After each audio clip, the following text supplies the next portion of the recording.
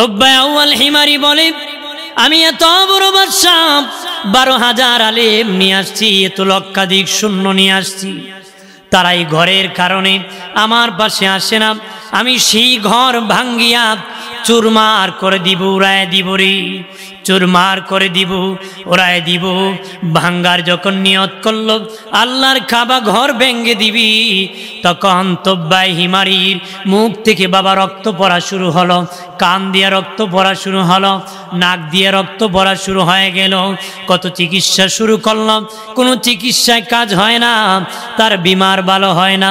12,000 আলেমের মধ্যে একজন বলে, বাদশাহ আপনি ভালো কাজের মনে হয় মন্দ সমালোচনা করেছেন, ভালো জিনিসের মন্দ কথা বলেছেন, এই জন্য আপনার এই গজব এসেছি, এটা দুনিয়ার চিকিৎসায় কাজ হবে না, আসমানি চিকিৎসা লাগবে রে বাদশাহ। আরো জোরে বলি, আরে বাদশাহ এটা আসমান থেকে গজব আসছে রে, আসমান থেকে চিকিৎসা দিতে হবে, আসমান থেকে চিকিৎসা দিতে হবে। বাদশাহ তুব্বা হিমারি বলতেছে, আমি কাবা ঘর নিয়ে মন্তব্য করেছিলাম, কাবা ঘর ভেঙ্গে দিব, আমি ভুল করেছি, তওবা করলাম, তওবার সাথে সাথে তার বিমার ভালো হয়ে গেল। আরো জোরে বলি, তুব্বা আউয়াল হিমারি ওই বাদশাহ তখন কাবা ঘরে গিলাফ লাগাই দিল। বাবা সর্বপ্রথম কাবা ঘরে গিলাফ লাগাই দিল, সৌন্দর্য করে দিল।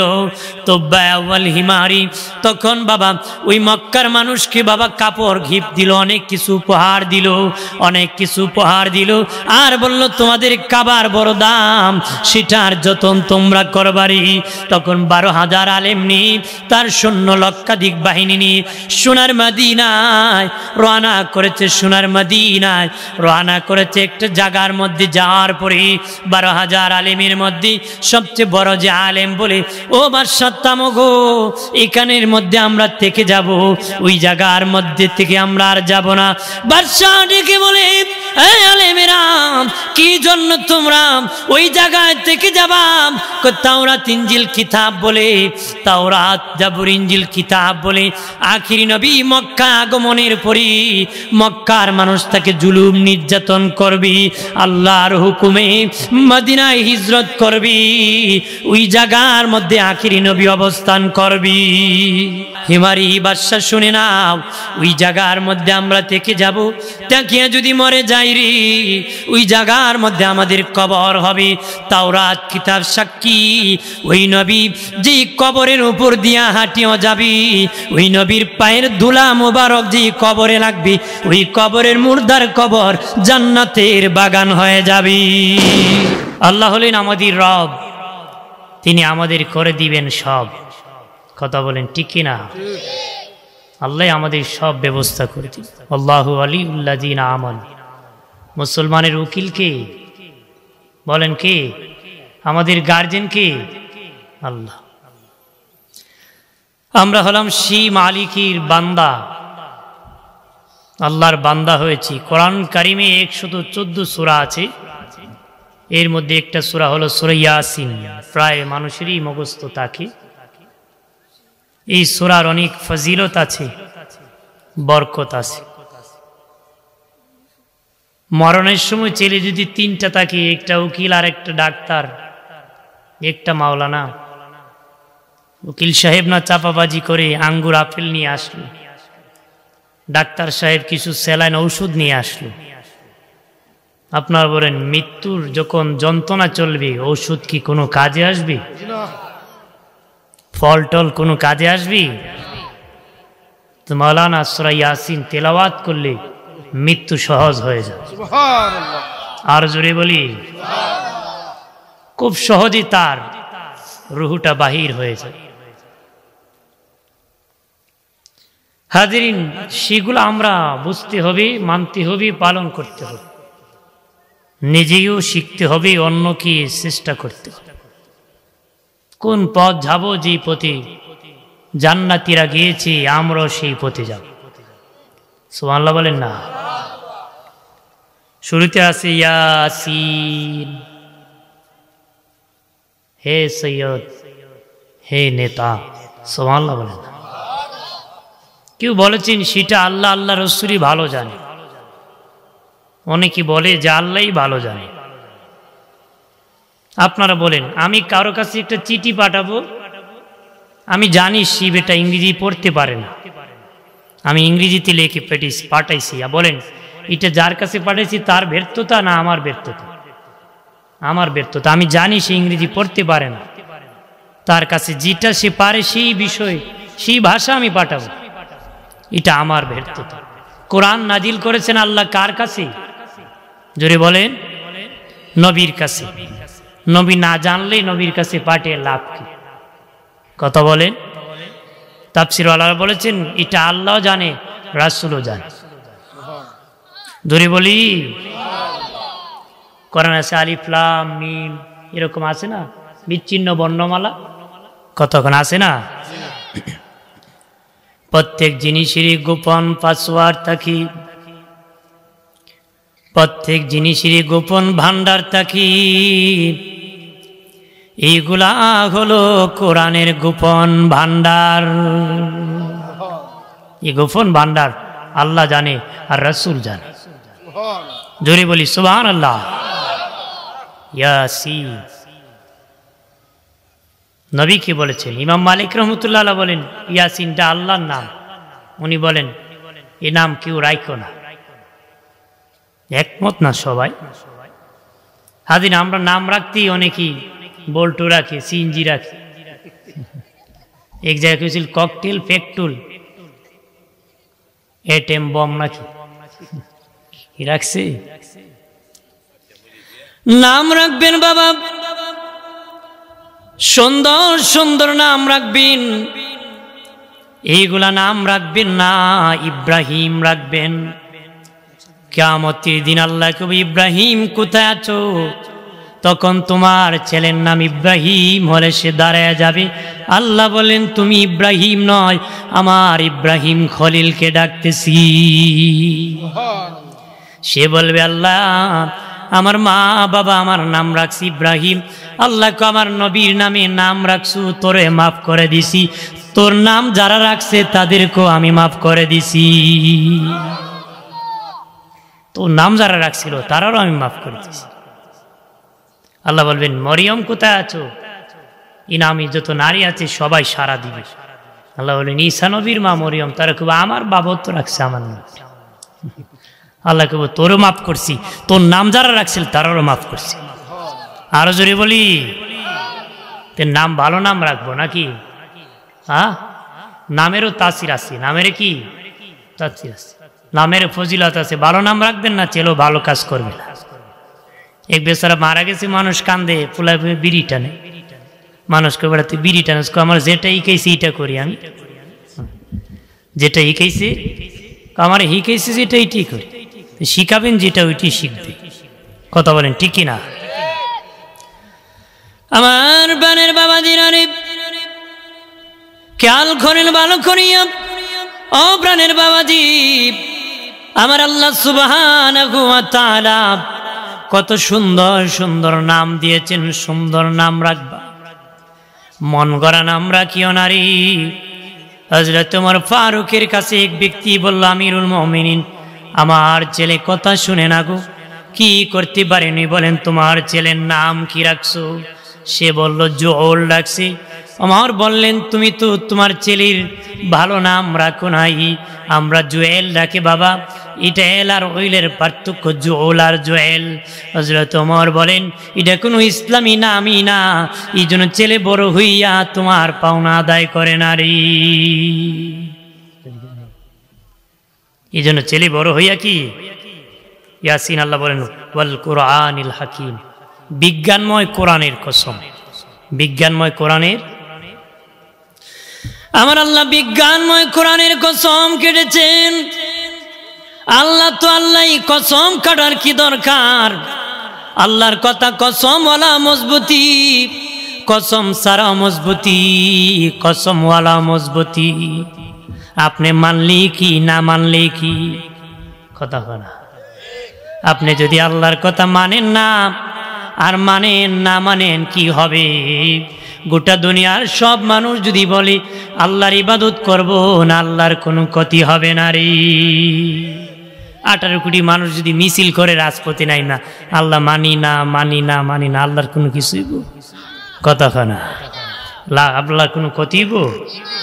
মানুষ মনে করে যে আমরা ইবাদতের দ্বারা আল্লাহ টিকে আছে, নাউজুবিল্লাহ বলেন না। হঠাৎ করে এমন গুসাগাসি দেখা বোঝা যায় এর কারণে আল্লাহ টিকে আছে, নাউজুবিল্লাহ বলেন না। এমন অভিমান দেখায়, কথা বলেন। আমার আল্লাহ বলেন, রে পৃথিবীর মানুষ, তোরা গোটা দুনিয়ার মানুষ যদি রে আমাকে আল্লাহ বলে না মানো, আমার বন্ধু হাবিবুল্লাহ আমাকে মেনে নিয়েছে, তোরা মানলো কোনো আমার ক্ষতি নাই, মানলো আমার কোনো লাভ নাই, না মানলো আমার কোনো ক্ষতি নাই, কারণ আমার হাবিব রহমতের নবী আমাকে আল্লাহ মেনে নিয়েছে। আল্লাহ বলেন, রে পৃথিবীর বান্দা বান্দি, আমার হাবিব রহমতের নবীরে যদি পৃথিবীর কেউ নবী না মানে, পৃথিবীর কেউ যদি নবী না মানে, আমার নবীর কোনো ক্ষতি হবে না রে, কারণ আমি স্বয়ং আল্লাহ আমার হাবিবকে আমি নবী মেনে নিয়েছি। আরো জোরে বলি, আল্লাহ কয় আমার না মানলে অসুবিধা না, আমার নবী আমারে মেনে নিছে, আর আমার নবীরে তোরা যদি না মানো সমস্যা নাই, আমি আল্লাহ আমার হাবিবকে মেনে নিছি। আরো আস্তে করে উল্টোই আমরা জোরে খুলে আস্তে করে আস্তে খুলে জোরে করে, এটা হলো এক সমস্যা। আমার প্রাণের বাবাজি রে খেয়াল করেন ভালো করিয়া, ও প্রাণের বাবাজি, আল্লাহ কসম কেটেছেন। কেন কসম কেটেছেন? কোরআনের কসম। বাবাজি কোরআন বাবাজি মানুষের মধ্যে নাজিল করেছেন। ওই কোরআন তোমাকে জান্নাতের পথ দেখাবে, ওই কোরআন তোমাকে জান্নাতে পৌঁছায় দিবে। ওই কোরআন সংবিধান যেটা অনুসরণ করলে চিরস্থায়ী জান্নাতের মালিক হয়ে যাবে। আরো জোরে বলি, আল্লাহ কসম কেটেছে। কি? কোরআনের কসম। কিসের কসম? কোরআনের কসম। আল্লাহ তো আল্লাহ কসম কেটে কাটলো আল্লাহর কথার ওজন না, ওই কথার আল্লাহর কথার না, ওই বিষয়ের গুরুত্ব বোঝানোর জন্য আল্লাহ কসম কেটেছে। আল্লাহর কথা কসমওয়ালা মজবুতি, কসম ছাড়াও মজবুতি, কসমওয়ালা মজবুতি, কসম ছাড়াও মজবুতি। কিন্তু যে বিষয়ে কথা বলবেন এই কথার গুরুত্ব বোঝানোর জন্য আল্লাহ কসম কেটেছে। জোরে বলি সুবহানাল্লাহ। তা আল্লাহর বিষয় সহি আকীদা রাখতে হবে। আল্লাহর বিষয় কি? সহি আকীদা রাখতে হবে। গলদ আকীদা রাখলে পথ ভ্রষ্ট হয়ে জাহান্নামী হয়ে যাবে। কি হয়ে যাবে? জাহান্নামী হয়ে। সহি আকীদা রাখতে হবে। আমাদের দেশে কত ইসলামী অনুসারী আছে। এক সম্প্রদায় হলো শিয়া। এক সম্প্রদায় কি? শিয়ারা আবার 22 দলে বিভক্ত। কয় দলে? 22 দলে। এর মধ্যে এক দলে একটা আকীদা বলি। কত নোংরামি। আহলে বায়াতির মহব্বতি কিতাবের মধ্যে লেখছে শিয়াদের আকীদা সম্পর্কে। শিয়ারা সারাদিন মিছিল করে, বুকে কিলায়, আগুন, রক্ত ঝরায়, ধরে বিকাল বেলা এরকম মিটিংয়ে বসছে। কি বসছে? মিটিংয়ে বসছে। আদালত বসাইছে, বিচারক বসাইছে, উকিল দাঁড় করাইছে, 5টা মূর্তি বানাইছে। কয়টা? কতক্ষণ? মানে এক প্রদভষ্টদের কথা আমি তুলতেছি। 5টা মূর্তি পুতুল বানাইছে। একটা হলো হুসাইন বানাইছে, একটা আলী রাদিয়াল্লাহু তাআলা বানাইছে, আর একটা ফাতেমারে বানাইছে, আর একটা আল্লাহ রসুল, আরেকজন হলেন আল্লাহ। মোট কয়টা? 5টা বানাইছে। তা আদালত বিচার শুরু হয়েছে। উকিল জেরা করে বলতেছে, আদালত এই কারবালার যুদ্ধে ইমাম হুসাইনেরও দোষ আছে। জোরে বলে, কারণ তার বংশের লোকরা তারে বাধা দিছে, সে না মানিয়া গেছে, এই জন্য তার সর্বোচ্চ বিচার চাই। আদালত রায় দিছে কতলের। কি দিছে? জল্লা তো একটা দাঁড়িয়ে আছে, ওই ইমাম হুসাইনের দিন পুতুলটা আছিল, এক কূপ দিয়ে মাথা উড়াই দিছে। নাউজুবিল্লাহ বলেন না। তা আবার বলতেছে এই বিষয়ে ফাতেমারও দোষ আছে। নাউজুবিল্লাহ বলেন না। কি হয়েছে? ফাতেমা কেন নিষেধ করলো না? এই জন্য আমরা সর্বোচ্চ বিচার চাই। কি করছে? আদালত রায় দিছে মৃত্যুদণ্ড। ওই পুতুলের আবার মাথা উড়াই দিছে। এই বিষয়ে আলীরও দোষ আছে। আলী বলল না যে আমি একবার টেকছি, সেখানে গিয়ে তুমি যাইও না বাবা, কিন্তু এই কথা কেন বলে না? আলীরও মৃত্যুদণ্ড, আবার মাথা উড়াই দিছে। তে বলতেছে এই বিষয়ে মুহাম্মদুর রাসূলুল্লাহরও দোষ আছে। নাউজুবিল্লাহ বলে না, তে মৃত্যুদণ্ড দিছে, এই পুতুলের মাথা উড়াই দিছে। এবার কয় এই বিষয়ে আল্লাহরও দোষ আছে। নাউজুবিল্লাহ বলে না, যে আল্লাহর মৃত্যুদণ্ড দিছে। নাউজুবিল্লাহ বলেন। এক ছেলে আসিল দাঁড়ায় কয় আল্লাহর মৃত্যুদণ্ড, এই পুতুলটা হাতে নিয়ে মারছে, দৌড় মারছে। কি মানুষের শিয়ারা দৌড়তেছে পিছিয়ে রে মারবো, তো এর বংশের লোকেরা লাঠি নিয়ে বাড়িছি, বেটা তোরে এরা মারতে আসছে, উল্টা পাল্টা দৌড়ানি শিয়ারা দিচ্ছে, এরা পিছনে দৌড় মারছে। এরা তোরে আল্লাহ বাঁচাইছে, কয় আল্লাহ বাঁচাইছে, আমি আল্লাহরে বাঁচাইছি। কি কয় আমি আল্লাহরে বাঁচাইছি, একটু লেগে আল্লাহরে কাটিয়েছি। এর শিয়ারা হলো এমন পথভ্রষ্ট, এরম আকীদার লোক সমাজে আছে। কত বলেন ঠিক কি না? এরপর ইন্নাকা লামিনাল মুরসালিন, রাসূলদের মধ্যে আপনি হলেন সর্বশ্রেষ্ঠ রাসূল। সুবহানাল্লাহ বলেন না? আপনি রাসূলদের মধ্যে কি হে সৈয়দ, হে নবী। আল্লাহ কোরআনের কসম খেয়ে বলেন যে আপনার চেয়ে শ্রেষ্ঠ আর কোনো রাসূল নাই। আরো জোরে বলি, আমাদের নবীর চেয়ে আর কোনো নবী আছে বড়? আমাদের রাসূলের চেয়ে আর কোনো রাসূল বড় আছে? রাসূল হলেন 313 জন, 15 জন। কোন রাসূলের কালেমায় রাসূলুল্লাহ নাই, একমাত্র আমার নবীর কালেমা আছে রাসূলুল্লাহ। আরো জোরে বলি, শান লিখতি তাফসীরে কিতাবে লিখছি, তুব্বায়ে আউয়াল হিমারি বাদশা ছিল। উনি আবু বকর সিদ্দিক রাদিয়াল্লাহু তাআলা আনহু ইসলাম গ্রহণের 1000 বছর আগে ইসলাম গ্রহণ করছে। সুবহানাল্লাহ বলেন না? তুব্বায়ে আউয়াল হিমারি আবু বকর সিদ্দিকের ইসলাম গ্রহণের 1000 বছর আগে কালেমা পড়ে মুসলিম হয়েছে। ওই ঘটনা লেখছি, তুব্বায়ে হিমারি আসছিল মক্কায় 1200 আলেম নিয়ে আর লক্ষাধিক সৈন্য নিয়ে মক্কা আসছে, কিন্তু তার সাথে কেউ সাক্ষাৎ করতে আসে না। কেউ সাক্ষাৎ করতে কি? তার সাথে ছিল প্রধানমন্ত্রী। প্রধানমন্ত্রী কয় আমি এত বড় বাদশা আসছি, মক্কার মানুষ কেউ আমার কাছে আসে না। প্রধানমন্ত্রী কো বাদশাহ, এই মক্কা একটা ঘর আছে বাইতুল্লাহ, তারা মানুষের চেয়ে ঘরের মর্যাদা তাদের কাছে বেশি, তারা কোনো ব্যক্তির কাছে যায় না, বাইতুল্লাহর কাছে তারা ঘোরাঘুরি করে। আরো জোরে বলি, তুব্বায়ে আউয়াল হিমারি বলে আমি এত বড় বাদশা 12,000 আলেম নিয়ে আসছি, এত লক্ষাধিক সৈন্য নিয়ে আসছি, তারা এই ঘরের কারণে আমার পাশে আসে না।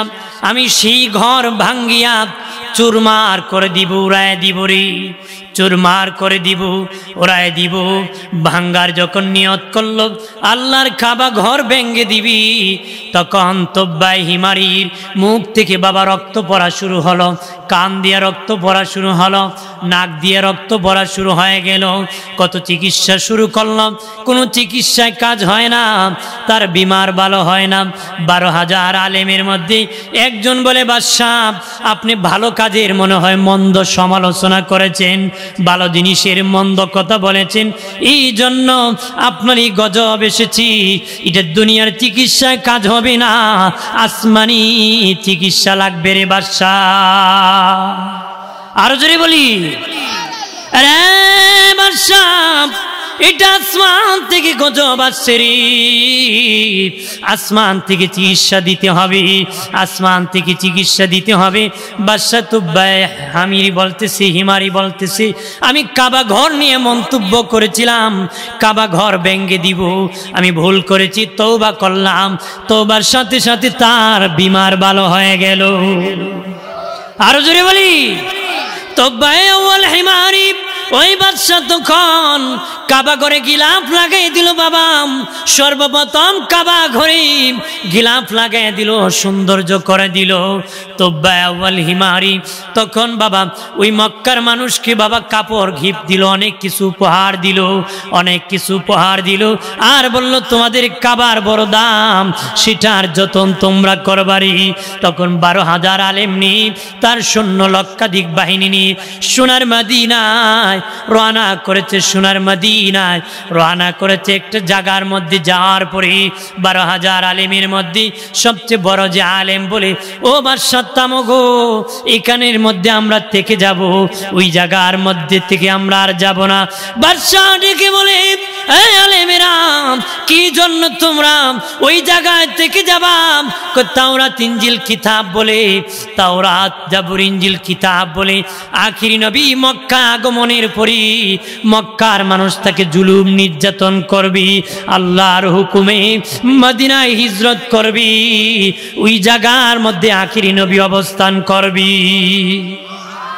আর জোরে বলি, আরে বাদশাহ, এই জায়গার পাথর বলে, ওই জায়গার বালু বলে, ওই জায়গার মাটি বলে আখিরি নবী ওই জায়গার মধ্যে অবস্থান করবি। আর জোরে বলি, তখন ক বাদশাহ বল হিমারি শুনে নাও, তোব্বা হিমারি বাদশাহ শুনে নাও, ওই জায়গার মধ্যে আমরা থেকে যাব, তাকিয়া যদি মরে যাই রে, ওই জায়গার মধ্যে আমাদের কবর হবে। তাওরাত কিতাব সাক্ষী, ওই নবী যে কবরের উপর দিয়া হাঁটিও যাবি, ওই নবীর পায়ের ধুলা মোবারক যে কবরে লাগবে, ওই কবরের মুর্দার কবর জান্নাতের বাগান হয়ে যাবে। আরো জোরে বলি, আরে বাদশাহ, পৃথিবীর কোন নবীর পায়ের দোলা মোবারক শিপা হয় নাই, কিন্তু উনি এমন নবী, আমাদের আম্মা জানগণ বলেন, নবীর বিবি বলেন, বাবাজি আল্লামা হাদি বলেন, ওনার কিতাবের মধ্যে বলেন, কিতাবের মধ্যে বলেন আল্লাহর নবী জি হুজরার মধ্যে বাস করতেন, আম্মা জানগণ ঝাড়ু দিতেন, নবীজির পা মোবারকের জুতা মোবারকের ধুলা মোবারক পাত্রতে নিতেন, সাহাবীরা হাতে নিতেন, মুখে নিয়ে খেতেন, তাদের সব বিমার শিফা হয়ে যেত রে। আরো জোরে বলি, 12,000 আলেম ডেকে বলল, আগা তুব্বা ওয়াল হিমারি, আমরা সেখানে থেকে যাব, এইখানের মধ্যে দাফন হলে নবী আমাদের কবরের উপর হাঁটিয়ে গেলে কবর জান্নাতের বাগান হয়ে যাবে, আমরা সেখানে থেকে যাব। তখন বাদশাহ বলল, ঠিক আছে থেকে যাও, 400 বিল্ডিং বানাইছি, ওই তুব্বার বাদশাহ 400 বিল্ডিং বানাইছি, বাবাজি 12,000 আলেমের টাকার জন্য কামরা বানাইছি, আর তুব্বা একটা চাবি দিছি, নবীজির জন্য একটা রুম বানাইছি, আল্লাহর নবী হিজরত করিয়া সেই রুমের মধ্যে থাকবি। তুব্বা একটা চিঠি লিখছি, ওই চিঠির মধ্যে নবীজির উম্মত হিসেবে দাবি করে কালেমা পড়েছি। খেয়াল করেন গো ভালো করিয়া, তুব্বা আউয়াল হিমারি ঘর বানিয়ে দিছি, চিঠি লিখেছি, আর বলে সেই চিঠি তোদের কাছে দিয়ে যাব, আখিরি নবী যেদিন হিজরত করিয়া মদিনা আসবি, চাবি আর চিঠি নবীর কাছে পৌঁছাবি। দয়াল নবী চিঠি পাওয়ার পরে যেন আল্লাহর নবীর উম্মত হিসাবে আমাকে কবুল করে নেই। নবীজি আসার 1000 বছর আগে নবীর প্রতি তুব্বা আউয়াল হিমারি ঈমান এনেছে। আরো জোরে বলি, বাবা দিনানি আমার খেয়াল করেন ভালো করিয়া, আল্লাহর নবী মক্কা ছাড়িয়া মদিনা যেদিন হিজরত করলেন, বাবা প্রথম কুবা গেলেন, নবীর দাদার শ্বশুর বাড়ি, নবীর আব্বার নানার বাড়ি, মামার বাড়ি, বাবা নবীজির দাদা আব্দে মুত্তালিবের শ্বশুর বাড়ি অবস্থান করলেন কুবাতে। সেখানে নবী প্রথম মদিনায় কুবার মসজিদ নির্মাণ করেছেন খেজুর গাছের কুটি দিয়া, খেজুর গাছের ডালা দিয়া নবী একটা মসজিদ বানাইছিলেন। প্রথম যেই মসজিদ, এটা হলো নবীর দাদার শ্বশুর বাড়ি, নবীর আব্বার নানার বাড়ি। আরো জোরে বলি, এটা হলো খাজা আব্দে মুত্তালিবের শ্বশুর বাড়ি। সেখানে নবী প্রথম দিন অবস্থান করেছেন। প্রথম সেখানে খেজুর গাছের কুটি দিয়ে, খেজুর গাছের পাতা দিয়ে একটা মসজিদ নির্মাণ করেছেন। এটা হলো মদিনার প্রথম মসজিদ, মসজিদে কুবা। আরো জোরে, আমার বানের বাবাজিরা রে, ও বাবাজি খেয়াল করেন ভালো করিয়া, আল্লাহর নবী সেখানে অবস্থান করতেছেন, সাহাবীরা দলে দলে হিজরত করে কুবায় যেতেছে। নবীজি ভাবলেন দল আর একটু বড় হয়, আমার সঙ্গী সাথী আরো বেশি হলে মদিনার শহরে আমি যাবরি। মানুষ দলে দলে আসতেছি, নবীজি কখন গো মদিনার শহরে প্রবেশ করবেন? নবী কোন দিন প্রবেশ করব? দিন নির্ধারণ করবে আল্লাহ। তখন তারা বলে কার ঘরে আপনি যাবেন? নবী আমার উটনিকে আল্লাহ বলে দিবি কার বাড়ি আমি যাব। আমার উটনি যার বাড়ি যাবি আমি রাসূলুল্লাহ তার বাড়ি মেহমান হবরি। আরো জোরে বলি, আমার বানের বাবাজিরা রে, আল্লাহর নবী জুমাবার দিন আল্লাহ রাব্বুল আলামিন বললেন, হাবিব মদিনার শহরের দিকে আপনার সাহাবীদেরকে নিয়ে রওনা করেন। আর জোরে বলি, তখন হিজরত করেছে সাহাবীরা। বাবা সাহাবীরা বলল, নবীজি কেউ আপনার জন্য হিজরত করেছে, কেউ আবার নারীর জন্য হিজরত করেছে, এক একজন এক এক স্বার্থের জন্য হিজরত করেছে। নবী বলেন, যার নিয়ত যেমন সে তেমন বরকত পাবি। যে আমার মহব্বতে হিজরত করেছে তার আমার মহব্বতে জান্নাতে থাকবি। যে নিয়ত ভালো হলে সব ভালো, কথা কনা নিয়ত গন্ডগোল সব গন্ডগোল। নবী হিজরত করছেন, সেও হিজরত করছে, কিন্তু নবী করছেন এই জন্য না, এ করছে নারীর লোভে হিজরত। খিল লোভে আমাদের দেশে অনেকে অনেক লোভে অনেক কাজ করে, কথা কনা আছে না, চালাকের আড্ডি, শুধু চালাকি চাপাবাজি। নিয়ত ভালো না, আল্লাহ কয় আমি তোর অন্তরের খবরও আমি জানি। তুমি মুখে লাগবে না, অন্তরে মনে মনে কি ভাবছো এটা আল্লাহ জানে। জানে কে? আল্লাহ আলিমুম বিজাতিস সুদূর। আল্লাহ কয় তোর অন্তরের খবরটা আমি জানি। সুবহানাল্লাহ বলেন না? তাহলে ধোঁকাবাজির সুযোগ আছে? আর ধোঁকাবাজ রাসূলের উম্মত না। ধোঁকাবাজ কি? কোন ধোঁকাবাজ রাসূলের উম্মত হতে পারে? হযরত ওমর ফারুক রাদিয়াল্লাহু তাআলা যুগে এক বুড়া লোক সাদা দাড়ির মধ্যে কালো রং দিয়ে বিয়ে করছে। তো এক মাস পরে যখন দাড়ি সাদা হয়ে গেছে, ওমরের কাছে মেয়ের বাবা বিচার দায়ের করছে, আমিরুল মুমিনিন বুড়া লোক জোয়ান সাইজা আমার মেয়ে বিয়ে করছে, বিচার চাই। হযরত ওমর তাকে ডাকছে, তুমি কি সত্যই সাদা দাড়িতে কালো রং মারছো? কয় মারছি। বিয়ে করছো? কয় করছি। কয় জানো না ধোঁকাবাজ রাসূলের উম্মত না, এখন তোমার গর্দান উড়াই দিব।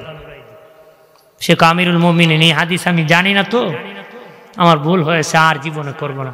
তারপর ৮০টা বেদ হয়েছিল। কয়টা? আমরা কালি মারলে তুতো হতে মেরে দেয়। আল্লাহ বাড়াইছে বুড়া হইতো সাই জোয়ান। আল্লাহ বুড়ো হইলে আমার কাছে মায়া লাগে, পছন্দ লাগে। সাদা দাড়িওয়ালা লোক আমার কাছে কানলে আমার শরম লাগে। ধরে বলি আমি মাফ করে দিই। সুবহানাল্লাহ বলেন না? এক ব্যক্তি এই কথা শুনে ওসিয়ত করেছিল যে আমি যদি মরে যাই কালো দাড়ি তার কে, আমার দাড়িকে আটা দিয়ে ময়দা দিয়ে সাদা করে কবরে রাখতাম।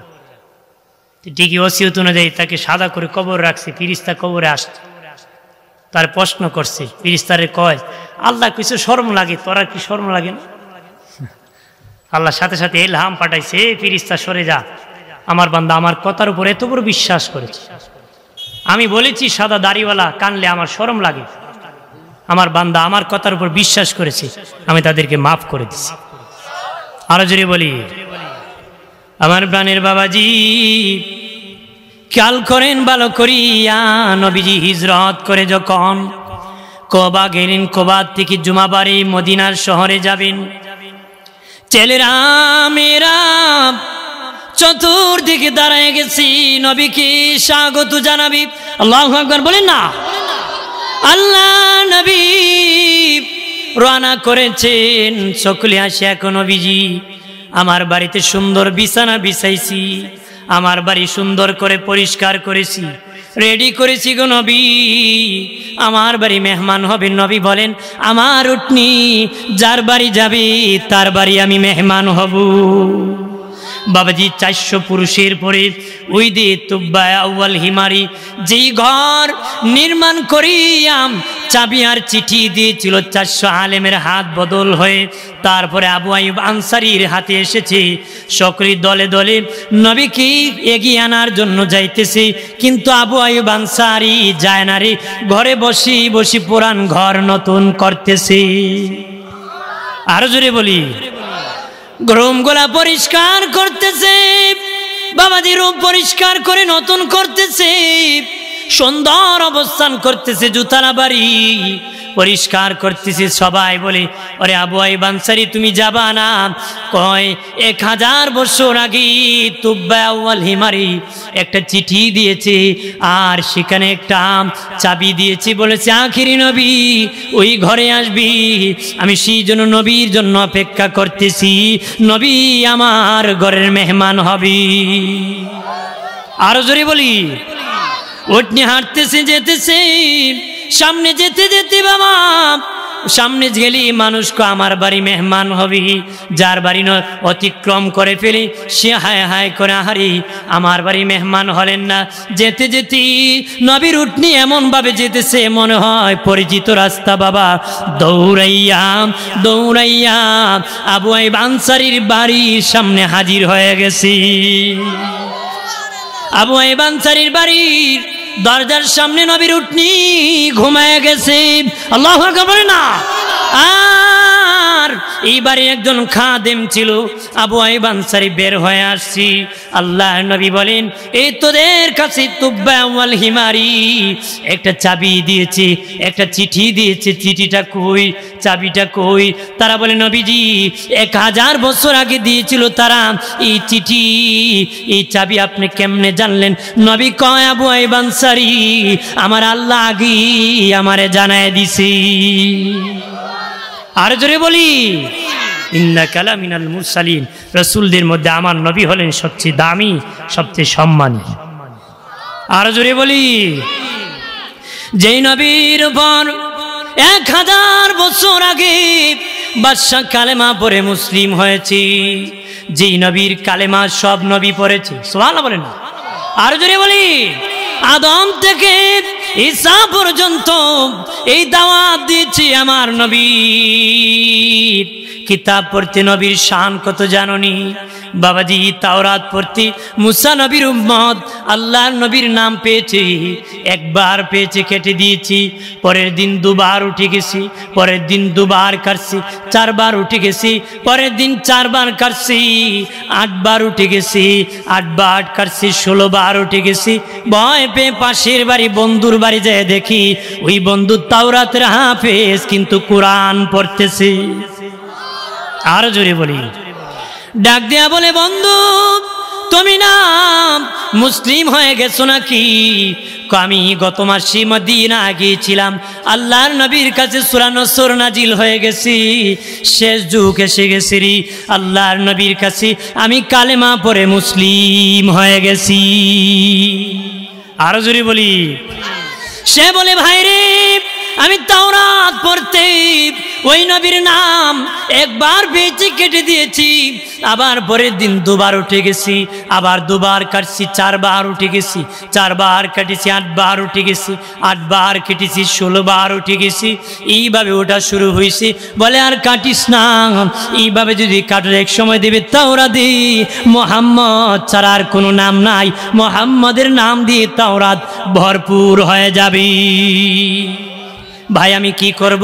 তাড়াতাড়ি যাম, সোনার মদিনায় যাম, আল্লাহর নবীর বিদায় হয়ে যাবি রে, তাড়াতাড়ি যা, নবীর কাছে কালেমা পড়ে ইমানের মালিক হয়ে যা রে। আর জোরে বলি, সে যেদিন রানা করেছে এর আগে আল্লাহর নবীর ইন্তেকাল হয়ে গেছে। যাওয়ার পরে দেখি নবী রওজাতে শোয়া দিছে, সাহাবীরা কাতর হয়ে আছে, সাহাবীরা রওজার পাশে যাইয়া কাঁদিয়া বলে, নবী বহু দূর থেকে এসেছি গো নবী, কালেমা পড়ার জন্য এসেছি গো নবী, আপনার কাছে বায়াত গ্রহণ করে ঈমান আনবে নবী, এই জন্য এসেছি, আমার কপাল বড় মন্দ গো নবী, আপনি বিদায় হয়েছেন। এইভাবে কান্না শুরু করে দিয়েছি, কাঁদতেছি। হযরত আলী ডেকে বলে, আরে যুবক কাঁদিয়া লাভ নাই রে, কালেমা পড়ে নে, নবীর সাথে তোর সাক্ষাৎ হয়ে যাবে। কালেমা পড়তে দেরি অতিথির জীবনের গুনাহ ক্ষমা হতে দেরি হবে না, কালেমা পড়তে দেরি জীবনে যত পাপ করেছো, অন্যায় করেছো, যেই ধর্মে হও না কেন, কালেমা পড়বা, ইমানদার হয়ে যাবা, পূর্বের জীবনের গুনাহ ক্ষমা হয়ে যাবে। আর যদি বলি, আল্লাহর ওলি হাসান বসরির কাছে এক অগ্নি পূজারী, হাসান বসরি অগ্নি পূজারী, কালেমা পড়ে মুসলিম হয়ে যাও। ও কেন হব? আমি যেই মালিকের গোলাম, সেই মালিকের গোলাম হওয়ার কারণে তুমি যার গোলামি আগুনের করো, সে আগুন তোমারে পোড়ায় দিবি, কিন্তু আমারে আগুন পোড়াবে না, কারণ আমি আল্লাহর গোলাম, আগুনও তার গোলাম। আর জোরে বলি। তখন বাবাজি অগ্নি পূজারীকে আল্লাহর ওলি হাসান বসরি বলে, ওরে অগ্নি পূজারী, তুমি কি হাত ঢুকাইলে তোমার হাত পুড়বে নি? কই পুড়ে যাবে। কই দেখো আমি হাত বাড়াইতেছি, আমার হাত পুড়ে নারী, তুমিও পুড়বা না, ওই মালিকের কালেমা গ্রহণ করো রে। আর জোরে বলি। সে বলল কালেমা গ্রহণ করেন। আমি তো এখন বৃদ্ধ হয়ে গেছি, আমি কি করবো রে? এখন তুই মরে যাব, বেশি দিন বাঁচবো না। আল্লাহর ওলি হাসান বসরি বলে, বেশি বাঁচা লাগবে না, তুমি কালেমা পড়ো, অতীতের জীবনের গুনাহ মাফ হয়ে যাবে, জান্নাতি হয়ে যাবে। ওই অগ্নি পূজারী কো, হাসান একটু কাগজে লিখে দাও, কালেমা পড়লে গুনাহ মাফ হয়ে যায়, জান্নাতি হয়ে যায়। আল্লাহর ওলি হাসান বসরি কাগজের মধ্যে লিখেছি, কালেমা পড়েছো, জীবনের গুনাহ ক্ষমা হয়ে গেছে, জান্নাতি হয়ে গেছে। ওই কাগজ কানা হাতে নিয়ে অগ্নি পূজারী কালেমা পড়ে মুসলিম হয়ে গেছে। কাগজ হাতে নিয়ে কয়, হাসান বসরি ওই কাগজ তোমার কাছে আমানত রাখলাম, আমানত রাখলাম কেন জানো নি? আমি যেদিন মরে যাব, আমার গোসল করাইয়া জানাজা পড়াবা, আমার কাফনের মধ্যে কাগজটা ঢুকাইয়া দাবা, কারণ আমি নতুন মুসলিম, ইসলামের সব বিধান জানি না। কবরে যখন জিন্দা করা হবে, ফেরেশতা প্রশ্ন করবে, আমি কাগজ ধরে দিব, হাসান বসরি বলেছে কালেমা পড়লে জান্নাতি। মান কালা লা ইলাহা ইল্লাল্লাহ ফাদাখালাল জান্নাহ, যারা একবার লা ইলাহা ইল্লাল্লাহ পড়বে, তার একদিন হলো জান্নাতি। আর জোরে বলি, জোরে বলি। আল্লাহ আলা সিরাতি মুস্তাকিম, নবী আপনি সিরাতে মুস্তাকিমের পথে আছেন। আর জোরে বলি, নবীজি সিরাতে মুস্তাকিমের পথে। ও নবী, যারা এই পথে চলবে তারা ওই পথে জান্নাতে যাবে। আর জোরে, নবীজি গো ওই সিরাতে মুস্তাকিমের পথে যারা যাবে গো, তারা জান্নাতের সোজা পথে যাবে। সিরাতে মুস্তাকিমের ব্যাখ্যা 7টা। 1 নম্বর, সিরাতে মুস্তাকিমের পথ দুনিয়ার থেকে জান্নাতের সোজা পথ, নবী রাসূলদের পথ, দুনিয়ার থেকে জান্নাতের সিরাতে মুস্তাকিমের পথ, বাবাজি ওলি আল্লাহদের পথ, দুনিয়ার থেকে সিরাতে মুস্তাকিমের জান্নাতের সোজা পথ, বাবাজি কোরআনের পথ, দুনিয়ার থেকে জান্নাতের সিরাতে মুস্তাকিমের সোজা পথ, আহলে সুন্নাত ওয়াল জামাতের পথ, দুনিয়ার থেকে জান্নাতের সোজা পথ। এটাই সিরাতে মুস্তাকিমের পথ, এটাই সব নবী রাসূলগণের পথ, এটি জান্নাতের রাস্তা। এই রাস্তায় যারা চলবি তারা সোজা আল্লাহর জান্নাতের মেহমান হয়ে যাবি। আর জোরে বলি, আদম থেকে ঈসা পয়গম্বর পর্যন্ত, আমাদের নবী পর্যন্ত সব নবীরা ওই সিরাতে মুস্তাকিমের পথের দাওয়াত দিয়েছেন, জান্নাতের রাস্তার দাওয়াত দিয়েছেন। সব নবী রাসূলগণ ইসলাম ধর্মের দাওয়াত দিয়েছেন, ইসলাম ধর্মের দাওয়াত দিয়েছেন। আদম নবী ইসলাম ধর্মের দাওয়াত দিয়েছেন, মুসা নবী ইসলাম ধর্মের দাওয়াত দিয়েছেন, ইব্রাহিম নবী ইসলাম ধর্মের দাওয়াত দিয়েছেন, জাকারিয়া নবী ইসলাম ধর্মের দাওয়াত দিয়েছেন, ইয়াহিয়া নবী ইসলাম ধর্মের দাওয়াত দিয়েছেন, বাবাজি দানিয়াল আলাইহিস সালাম ইসলাম ধর্মের দাওয়াত দিয়েছেন। যত পয়গম্বর আল্লাহ 2 লক্ষাধিক নবী রাসূল পাঠাইছেন, সব নবী ইসলাম ধর্মের দাওয়াত দিয়েছেন। অনেকে বলে ওই নবী ওই ধর্মের দাওয়াত দিয়েছি, এই নবী সেই ধর্মের দাওয়াত দিয়েছি। ভুল কথা বাবা, সব নবীরা কালেমার দাওয়াত দিয়েছেন, ইসলাম ধর্মের দাওয়াত দিয়েছেন। ইসলাম ধর্ম পুরাণ ধর্ম, প্রথম ধর্ম, কবুলের ধর্ম। আদমের আগে কোনো মানুষ নাই, আদম নবী প্রথম নবী, প্রথম মানুষ। ওই আদম নবী ইসলাম ধর্মের দাওয়াত দিয়েছে। সনাতন ধর্ম পুরাতন ধর্ম, আর ইসলাম হলো পুরাতন ধর্ম। কথা বলেন ঠিক কিনা? ইসলামের আগে কোনো ধর্ম নাই। মধ্যখানে নবীগণ বিদায়ের পরে উম্মতরা বিদ্রোহী হয়ে মন গড়া ধর্মের আবির্ভাব ঘটাইছে। এটা হলো মন গড়া তুল কিতাবের ধর্ম। মন গড়া কিতাব বুঝেননি?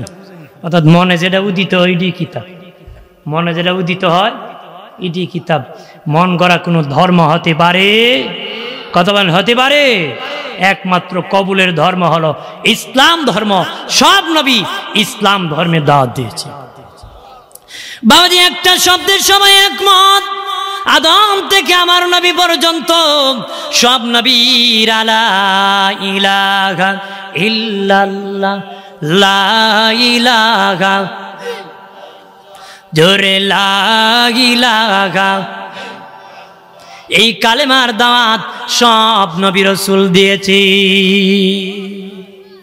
এই দাওয়াত কি সব নবী রাসূল দিয়েছেন, আমার নবীও দিয়েছেন। লা ইলাহা ইল্লাল্লাহ ইন্নী রাসূলুল্লাহ, আল্লাহ ছাড়া কোনো মাবুদ নাই, আমি আল্লাহর রাসূল। আর সব নবীর কালেমা হলো লা ইলাহা ইল্লাল্লাহু মুহাম্মাদুর। তাদের উম্মতের এক এক নবীর এক এক কালেমা। লা ইলাহা ইল্লাল্লাহ আদম সফিউল্লাহ, লা ইলাহা ইল্লাল্লাহ ইব্রাহিম খলিলুল্লাহ।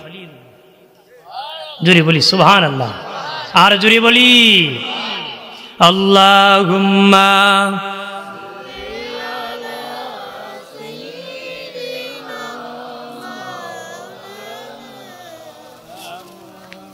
ওয়া আলা আলি।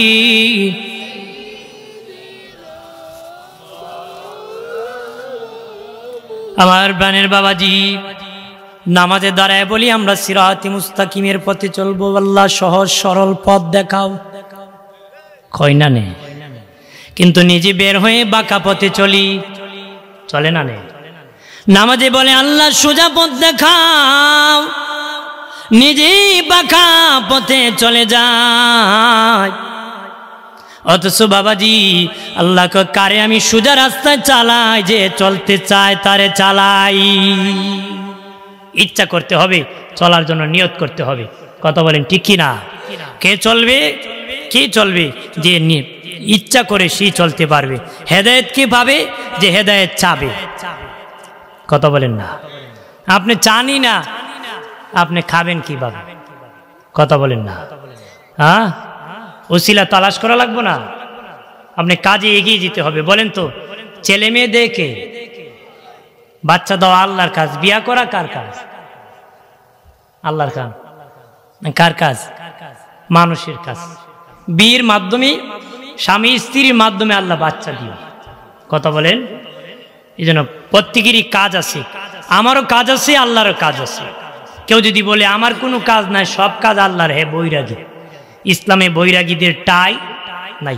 কেউ যদি আবার কয় আল্লাহ আমার, আল্লাহর কোনো কাজ নাই, আমার সব কাম, এ নাস্তিক। আল্লাহর কাজ আছে, আমারও কাজ আছে, আমার দায়িত্ব আছে কিনা? প্রধান অতিথি মনে এসে গেছেন না? একটু নারা দেন, নারাই তাকবীর, নারাই রিসালাত, আহলে সুন্নাত ওয়াল জামাত। প্রধান অতিথির আগমন, শামীম হুসাইন রেজা কাদরি সাহেবের আগমন। নারাই তাকবীর, নারাই রিসালাত, আহলে সুন্নাত ওয়াল জামাত। আজকে যিনি প্রধান মেহমান, আমার ভাই মৌলানা শামীম হুসাইন রেজা কাদরি সাহাব মঞ্চে এসে গেছেন। উনি মূল্যবান নসিহত পেশ করবেন। হাজির, সেজন্য আমরা কোরআন শিখব, কোরআনের পথ অনুসরণ করব এবং সিরাতে মুস্তাকিমের সঠিক পথে আমরা চলব। রাজি আছি? নিজেকে সহজ করি, জান্নাত আমাদের সহজ হবে। কথা বলেন না? আমি যত ভেজাল মারবো, আমার জন্য তত ভেজাল থাকবে। ঠিক কিনা? পেছলাবেন, বনি ইসরাইলে পেছলাই ছিল, এজন্য খালি পেছে পড়ছিল। আমরা উম্মতে মুহাম্মাদি, এদের মতন পেছলা নিতে যাবেন না, পেছ লাগাবেন না, পেছে পড়ে নিজে মরতে হবে। নিজে যত সহজ হবেন বান্দার জন্য, আল্লাহ আপনার জন্য তত সহজ হবে। সুবহানাল্লাহ বলি না? আল্লাহ আমাদের সকলকে এই পথে চলার তৌফিক দান করুক। আমার ভাই, আমার মেহমান, আমি মেজবান, আমি তো এলাকার মানুষ, আরও তো অনেক জায়গায় বয়ান করব। আমার ভাই সুন্দর মূল্যবান নসিহত পেশ করবেন। সকলের কাছে দোয়া চেয়ে আমি শেষ করলাম। আসসালামু আলাইকুম ওয়া রাহমাতুল্লাহি ওয়া বারাকাতুহু।